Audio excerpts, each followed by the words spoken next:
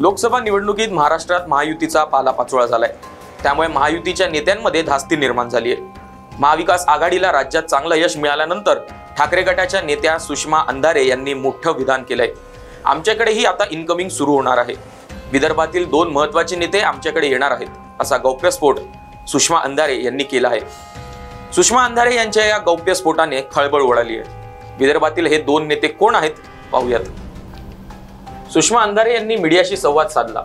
यावेळी त्यांनी हा दावा केला, सर्व आमदारांमध्ये एक अस्वस्थता निर्माण झाली आहे, पण संपर्कात असणारी लोक नेमकी कोणती आहेत ते माहिती नाही। पण मराठवाड्यातल्या लोकांची शक्यता नाकारता येत नाही। मराठवाड्यात तसं वातावरण देखील आहे। अब्दुल सत्तारांच्या मनात देखील अस्वस्थता असू शकते। मी हे उदाहरण म्हणून सांगत आहे। कोणाला सोबत घ्यायचं किंवा कोणाला नाही घ्यायचं हा निर्णय पक्षश्रेष्ठी घेतात। ज्यांना ब्लॅकमेल करून घेण्याचा प्रयत्न केला गेला ते आले तर स्वागत, नाइलाजाने गेलेल्या लोकांना घ्यायला हरकत नाही। जे लोक ठरवून गेले, स्वतःच्या चुका लपवण्यासाठी पक्ष बदनाम केला, अशा लोकांना घ्यायला शिवसैनिक देखील सकारात्मक नाहीत। असं सांगतानाच आमच्याकडे इनकमिंग निश्चित सुरू होईल। विदर्भातले 2 मोठे नेते विधानसभेत आमच्या सोबत येणार आहेत, असा दावा सुषमा अंधारे यांनी केला। एक अस्वस्थता आहे अशी चर्चा नक्की कानावर येते। म्हणजे ज्या पद्धतीने राष्ट्रवादीचे नेते रोहित पवारजींनी सांगितलं की एक 17-18 आमदार त्यांच्या संपर्कात आहेत किंवा परत येण्याच्या वाटेवर आहेत, अगदी तशाच पद्धतीने इकडे सुद्धा ते वातावरण असू शकतं। मला ज्या वेळेला म्हणजे ही बातमी कळली की काही लोक संपर्कात आहेत वगैरे, तर ते नेमके कोण आहेत वगैरे काही मला माहीत नाही, परंतु शक्यता नाकारता येत नाही मराठवाड्यातल्या लोकांची।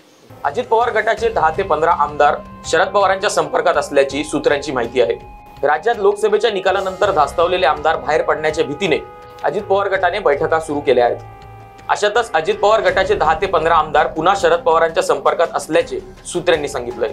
हे आमदार केव्हाही अजित पवारांचा साथ सोडू शकतात, असंही सूत्रांचं म्हणणं आहे। एकंदरीतच महाराष्ट्राच्या राजकारणात पुन्हा एकदा भूकंप होण्याची शक्यता असून सरकारही काहीसे अस्वस्थ झाल्याचे संकेत मिळत आहेत। शिंदे गट मंत्रिमंडळ विस्तार करण्याबाबत मागणी करण्याच्या तयारीत आहे, तर नुकत्याच अजित पवारांच्या राष्ट्रवादीच्या मंत्र्यांसोबतच्या झालेल्या बैठकीतही 15 दिवसात मंत्रिमंडळ विस्तार करण्याची मागणी करण्यात आली आहे।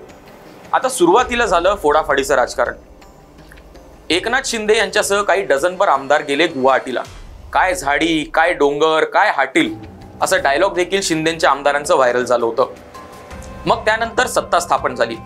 त्यानंतर फोडण्यात आली ती राष्ट्रवादी काँग्रेस। पहाटेच्या शपथविधीचा अनुभव देवेंद्र फडणवीस यांना असताना देखील त्यांनी अजित पवारांची साथ घेऊन सत्ता स्थापन केली।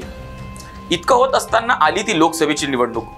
तेव्हा मात्र हा सगळा चाणक्यपण मातीतच गेला, कारण ही निवडणूक हाती घेतली होती जनतेने आणि शेवटी त्रस्त झालेल्या जनतेने कौल दिला तो महायुतीच्या विरोधात। का दिला असेल असा कौल? आपल्याला काय वाटतं, येणाऱ्या विधान परिषदेच्या निवडणुकीत महायुती चमकू शकेल की जनता आता परत महाविकास आघाडीला आपला पाठिंबा दर्शवेल? आपले मत महत्त्वाचे आहे, त्यामुळे आपण आपले मत कमेंट्समध्ये नक्की कळवा। असेच रिपोर्ट्स बघण्यासाठी देशोन्नतीला सबस्क्राईब करा आणि पाहत राहा देशोन्नती। नमस्कार।